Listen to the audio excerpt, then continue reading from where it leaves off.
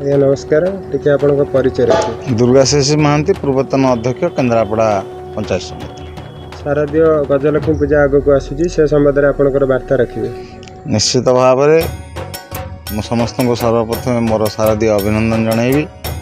केन्द्रापड़ार परंपरा माँ गजलक्ष्मी को पूजा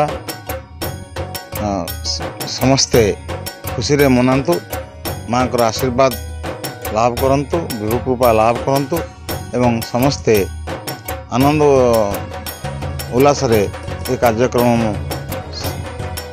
शेष करंतु समस्त को अनुरोध करते। 14 किलोमीटर केते पाखापाखि मेढ़ हुए आ वर्ष कौन नुआ करने प्रचेषा जारी रही।